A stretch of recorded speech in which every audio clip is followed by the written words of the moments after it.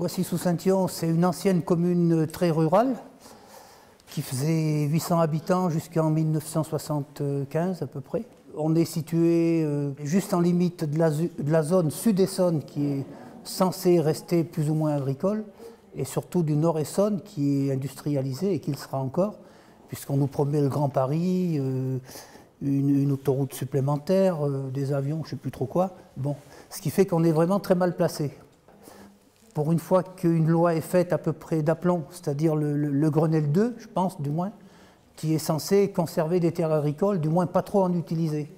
Mais paradoxalement, on est aussi soumis à la loi sécurité et renouvellement urbain, la loi SRU pour les logements, ce qui fait que c'est un petit peu contradictoire.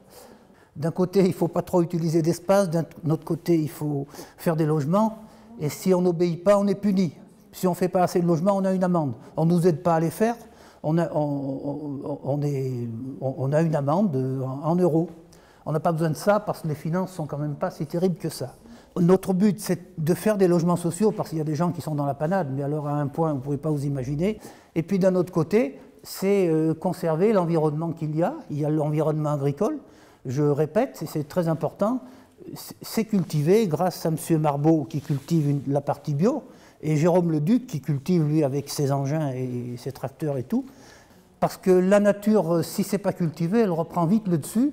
À la place, vous avez des ronces, tout ce que vous voulez, c'est très vite fait. Alors, en ce qui concerne M. Marbeau, il y avait une ferme, une horticulture qui a déposé le bilan, si vous voulez, qui a été saisie tout simplement. Donc le processus est un peu long, on s'est porté acquéreur, on a revendu à une société HLM, bon, c'était quand même relativement compliqué. Il y a eu des logements de fait sur par rénovation des bâtiments de la ferme, et l'autre partie, la partie arrière, c'est les terrains où est installé M. Marbeau qui s'est lancé dans l'agriculture bio. Donc le gros bâtiment qui est là-bas, c'était l'ancienne ferme qui exploitait, donc à partir du mur ici jusque là-bas, c'était la même ferme qui exploitait de l'horticulture. Et donc ce bâtiment-là a été transformé en logement. Et dans la cour, devant ce bâtiment-là, ils ont reconstruit un bâtiment pour faire un peu plus de logement. Mais tout ça, ils ont pris sur des parties déjà construites en fait, de la ferme. Donc ils n'ont pas reconstruit sur des parties agricoles, quoi. En gros, j'ai une mise à disposition de la parcelle par la mairie. Donc j'ai un papier de la mairie qui m'autorise à cultiver. Ensuite, les propriétaires n'ont pas voulu me faire de bail en me disant en gros qu'ils me prêtaient la parcelle. Les propriétaires, c'est la société Pierre et Lumière, ouais, n'a pas voulu me faire de bail. J'imagine dans une idée de pouvoir récupérer les terres à plus ou moyen long terme. A priori, la terre est protégée parce qu'elle n'est pas constructible. Elle est inclue dans le SDRIF qui n'a pas encore été signé dans la région Île-de-France, pas signé par l'État, on va dire. Donc voilà, bon, on a bon espoir que ça se fasse, mais pour l'instant, c'est pas fait. Et ça fait quand même une dizaine d'années qu'on est en pourparlers avec eux, que ça a commencé un peu cette histoire-là, que nous, on est installés, qu'on travaille sur les parcelles. Bon, on essaie de pas trop y penser. Il y a des législations qui nous protègent aussi. Du fait qu'on déclare ces parcelles en culture, on est quand même protégé, mais on n'est pas aussi confortable que si on avait un bail ou que si on était propriétaire ou qu'on avait un propriétaire qui avait vraiment une volonté, type Terre de Liens, de préserver l'agriculture. Alors, Terre de Liens, c'est quoi? C'est un mouvement qui veut permettre à des agriculteurs de s'installer ou de se maintenir en portant le foncier. C'est-à-dire que Terre de Liens achète des fermes quand il y a un porteur de projet, pas en blanc, mais vraiment à partir d'un projet, porteur de projet agricole, et loue les terres aux porteurs de projet avec des baux à long terme, c'est-à-dire 18 ans, renouvelables, et des clauses environnementales pour faire une agriculture paysanne biologique. Et donc on a réellement commencé à vivre un peu de ça à partir de 2005-2006, quand le foncier s'est stabilisé. Et puis en parallèle de ça, donc on a créé la boutique à la ferme à partir de 2001, dès le début du projet. Alors au début c'était vraiment un tout petit, on va dire un gros jardin qui alimentait la boutique. Mais quand on a commencé à faire les légumes, en fait on les vendait dans une petite pièce qui est là-bas. On avait juste 15 mètres carrés et on faisait ça.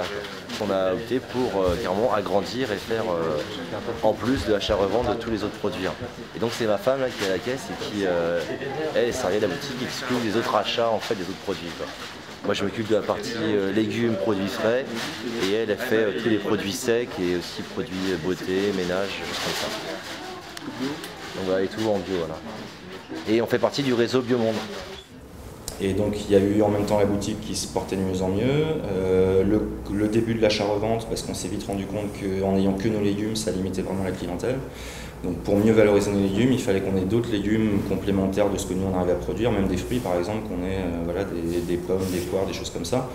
On a commencé avec des gens de la région, maintenant voilà, c'est un peu diversifié à tous les produits possibles, parce qu'en fait plus on a de produits en boutique qui viennent d'autres paysans, plus on vend nos produits facilement, plus les gens vont venir. Là par exemple les pommes, je travaille avec un producteur là, du Maine-et-Loire. Et voilà, donc je lui prends une palette en fait pour être sûr d'avoir des francoches comme ça. Et ça, j'arrive à le faire tout seul. Mais d'autres trucs où j'arrive pas à le faire tout seul, ça va être sur le cidre ou sur du vin, sur des choses comme ça. Pour essayer de bosser vraiment avec des producteurs, même si c'est pas local, ce sera au moins français, quoi. Et donc ça, en fait, c'est plus Jérôme qui a développé ça, parce que moi, pendant ce temps, j'ai rencontré un peu le réseau des AMAP.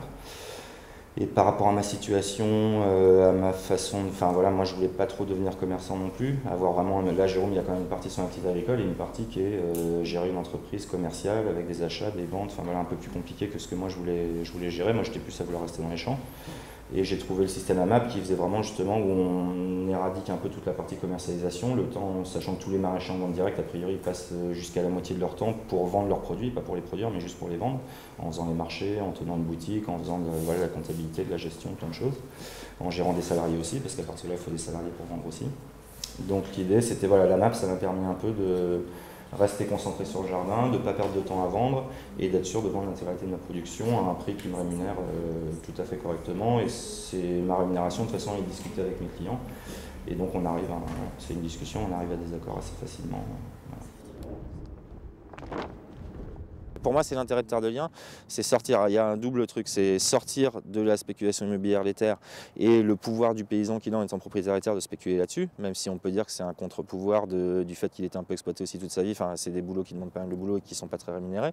Nous, ce qu'on essaie avec le système des AMAP, c'est justement que le paysan il soit rémunéré correctement, qu'il ait une vie plus normale de personne lambda, qui a un salaire correct, qui vit, qui peut mettre un peu d'argent de côté, qui peut s'acheter une maison, qui peut, voilà, que de se dire, bon, bah, les pauvres gars, ils ont gagné le SMIC toute leur vie, donc au final, c'est bien normal de leur laisser le droit de vendre leur terrain à construire. Quoi. Mais voilà, pour moi, ça paraît plus logique pour la société dans son ensemble, pas pour l'intérêt particulier des paysans à la limite, mais pour la société, pour la répartition un peu des intérêts. Moi, des fois, je complexe un peu d'avoir ce grand jardin, quand je les vois eux, qui sont très contents d'avoir 20 mètres carrés dans un jardin potager. Enfin, c'est des gens qui habitent dans des appartements, qui dépensent, qui gagnent peut-être autant de moi et qui vivent pas tellement mieux que moi, et qui ont rien en fait. Enfin, nous, on a quand même un espace pour s'exprimer, on nous donne à disposition des hectares, on doit quelque chose en échange, et se l'approprier pour le revendre derrière au plus offrant, ça me paraît pas être la meilleure. Enfin voilà.